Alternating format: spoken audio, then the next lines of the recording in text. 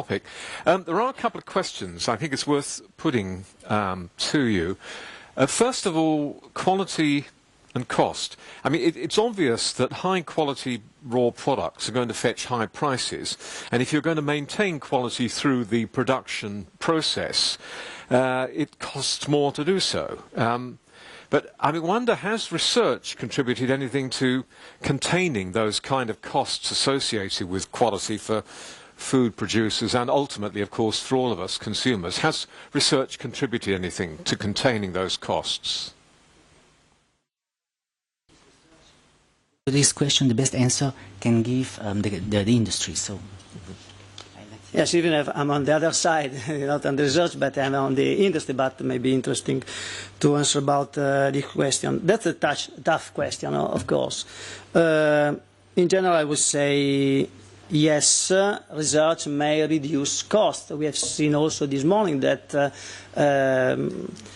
improving methods, having less cost analytic approach may in general reduce cost, but it's not an absolute answer. It's quite relative. It depends from the starting point, because if you don't do nothing, it costs nothing. And if you start to do something, it costs something. Of everything costs something. But anyway, if you have to assure the quality or maybe some attributes that you want that people know that this product has, you have to have a set of checks, of controls, and if you can reduce this kind of cost through the work of the research that optimize all the methods and the tools, you may have a reduction of costs. So research may contribute to the reduction, but also optimizing the data handling, and also sometimes increasing productivity. For instance, topics related to the animal health, for instance. There are some quality-related parameter, for instance, into the mastitis, for instance, which is may give a problem on the quality of the final product, like coding or capacity of making a foam, and tell that to the cappuccino producer in Rome, and they tell you that it's a big issue not to be able to make a foam into the milk. And that may come from this kind of disease that are in the cows. Improving the method of detection of this problem at the cow level also solves quality problems, but also increase productivity, because a healthy cattle produces more, and you know that production influences also the cost, and that's something that is related.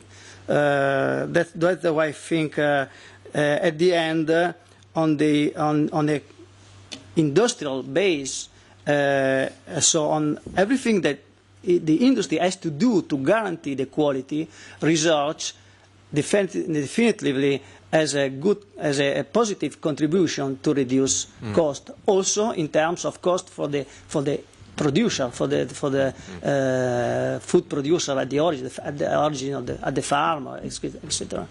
So it's encouraging, because one's instinct is saying any kind of work in this field is always going to push the costs up. But there are circumstances under which you can get a cost reduction as a consequence. The important thing is work on what's really needed.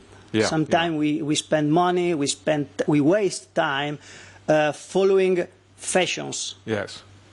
If we concentrate on real problems, and we can assure the consumer that the quality is what he needs, what he wants, avoiding expenses that raises cost too much. Right. And the other issue is a relationship really between quality and safety. Are quality food products always safe? And does regulation that helps deliver safe foods deliver quality too? The relationship between those two. Okay, thank you for this question. I think I will invite Elena to answer on this. Thanks for the question. That's quite an interesting question, because maybe the consumer may consider them, I would not say synonymous, but almost.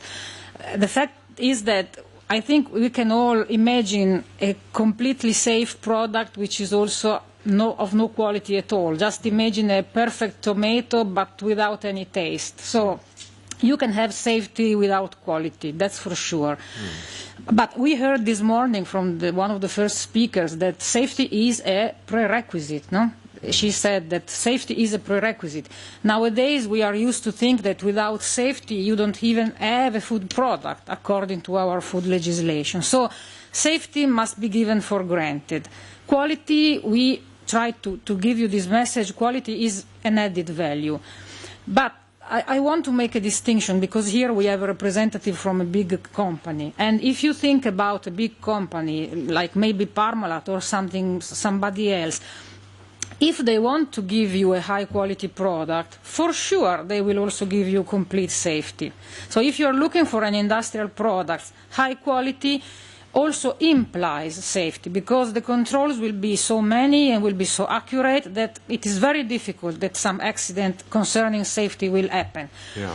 But, as we heard this morning, if you trust your neighbors and go and pick the poultry from your neighbors because you think they have a better quality, because they are fed in the garden, for sure, then you don't expect the safety controls or the salmonella checking. No? I mean, so we in Europe have a long history of tradition of food which maybe the European Union does not consider safe. No? Like I'm thinking about the pizza cooked in the in an oven with the wood. Maybe it's not considered safe, but it's best. So it's best. Tastes nice. The important thing I would say is the consumer must know what to expect. So if the consumer wants to go to the butcher next door and buy the meat I don't know, not hygienic, that's his choice.